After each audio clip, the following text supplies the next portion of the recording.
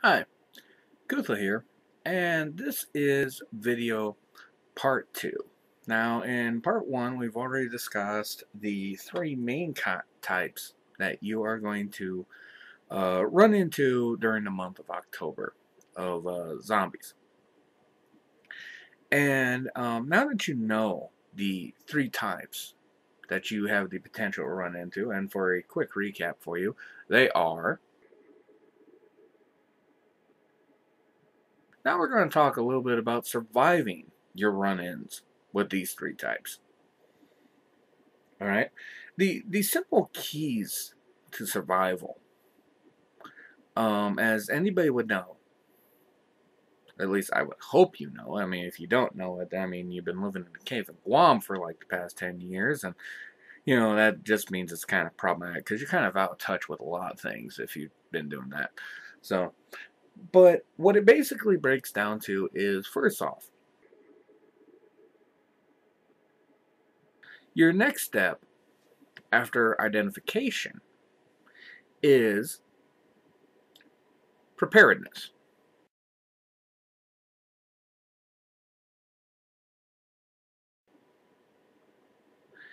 Anybody will tell you that when a problem comes along, if you're prepared for it, you can then handle said problem a lot easier than you would if the problem just sprang up on you out of nowhere.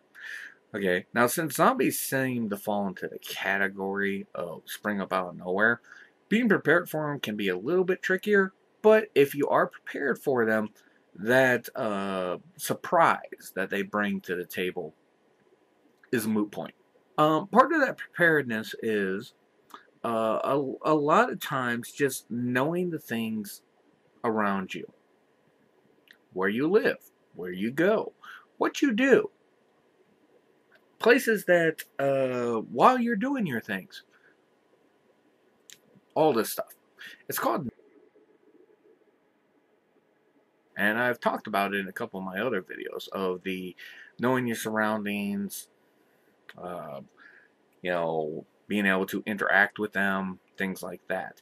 When you can do those things, which are relatively simple, then being able to escape from a situation to where all of a sudden zombies show up to add their 2 bits to the scenario becomes a lot easier, you know. But sometimes escape is not an option. Sometimes you have to step up and just take the initiative. Which is why I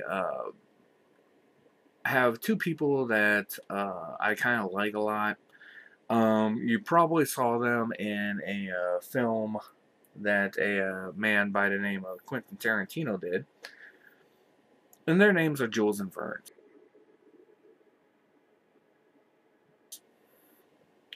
And these 2 individuals do believe in preparedness.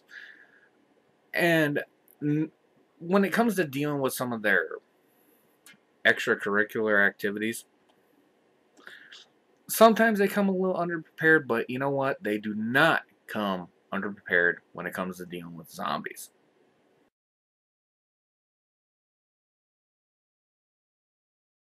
If you follow one of their simple little bits of advice right there when it comes to being prepared, you'll go a long way. Which brings me to another point here, because, like I said, not all the time are you going to be able to run from zombies. Sometimes you will have to fight them, so that brings up the type of arsenal that you'll need. Now, granted, arsenal is not the biggest and baddest thing for having you deal with zombies, but having a nice arsenal around does. And part of your arsenal should include these.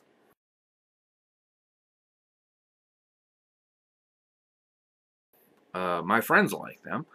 Um, I like them fairly decently. Um, a shotgun is a good, sensible weapon to have. It can be both long and short range at the same time, depending on the type of ammo you're using. If you're using slugs, you don't have to worry about that problem with shot. The power of it dissipates rapidly. If you use slugs, you can actually get some distance out of it. So when trying to keep yourself at bay, make sure that you're using slugs for a shotgun.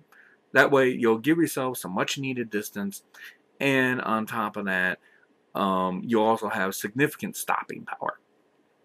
Other, high caliber weapons or whatnot, come in handy there. A shotgun is the easiest thing to get hold of. Um, everybody uses them. From the NRA to the police, military. A shotgun is just a good, solid weapon to have. There's only really one drawback to it. Generally, most of the people that are running into zombies are civilians. So a civilian model shotgun is what you got. And generally speaking, in terms of drawbacks for the shotgun, you are going to have access to basically only what you can get hold of at a gun store. And generally speaking, that's only going to give you like about 5 shots before you need to reload. But you know what? If you just take a little bit of time and precaution, those 5 shots will do you just fine. So, now, sometimes, things just don't work out the way. Sometimes you need a little bit of help when you come along. So if you can find like the biggest, baddest thing around to help you out, make friends with them. Because you never know when you're going to need one of these guys.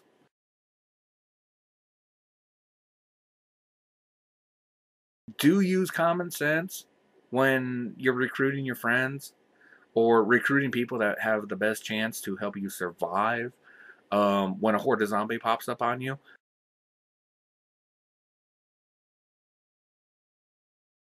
Because sometimes that just doesn't work out as well as you would think. Yeah, it seems like a sure bet, but it might not work out that way. Another big point which I can't help to stress, I don't care who you are, but keep it in your pants.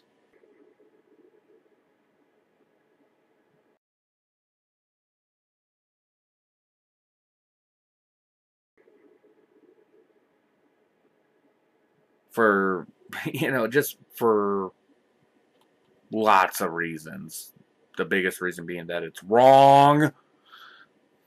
Because I mean, if you mess up and stuff like that, I mean, do you really want to end up with one of these?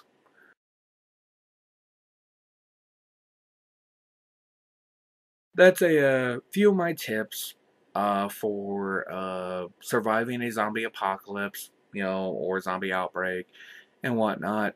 Hopefully, these will help you in your endeavors as you fight the undead.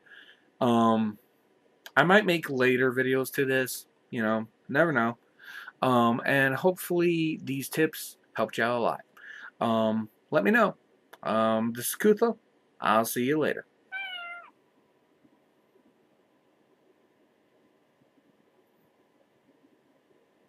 After I take care of company.